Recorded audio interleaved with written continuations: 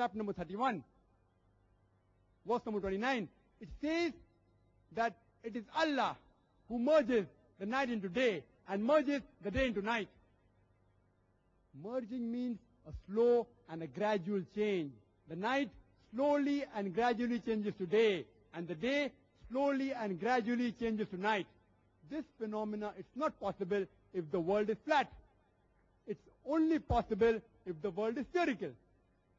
A similar message is given in Surah Al-Zumar, chapter number 39, verse number 5, that the night overlaps the day, and the day overlaps the night. The Arabic word used is kawara, as though you coil a turban round the head, coiling. This coiling, this overlapping of the night over the day and the day over the night is only possible if the earth is spherical. It's not possible if the earth is flat. You tell me, it was discovered recently. Can you account for who could have mentioned this in the Quran 1400 years ago? Maybe. It's a good guess. It's a wild guess. It's a wild guess. But it was a guess. I don't challenge him. I proceed. The light that we have, the light that we obtain from the moon, where does it come from? He will tell me that previously we thought that the light of the moon was its own light. But today, after science has advanced, we have come to know that the light of the moon is not its own light, but it's a reflected light of the sun. I will ask him a question. That it is mentioned in this Quran, in Surah Al-Furqan, chapter number 25, verse number 61. Blessed is he who has created the constellations and placed therein a lamp and a moon, which has reflected light. The Arabic word for moon is qamar. And the light described there is munir, which is borrowed light, or nur, which is a reflection of light. The Quran mentions that the light of the moon is reflected light. You say you discovered it today.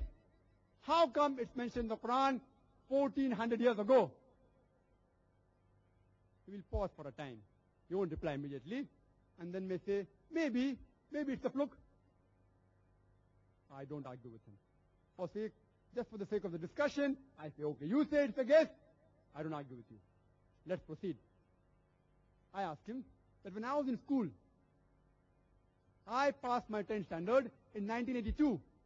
I had learned that the sun was stationary. The sun revolved, but it was stationary.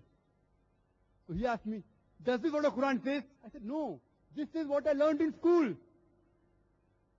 Is it true? He said, no. Today science is advanced.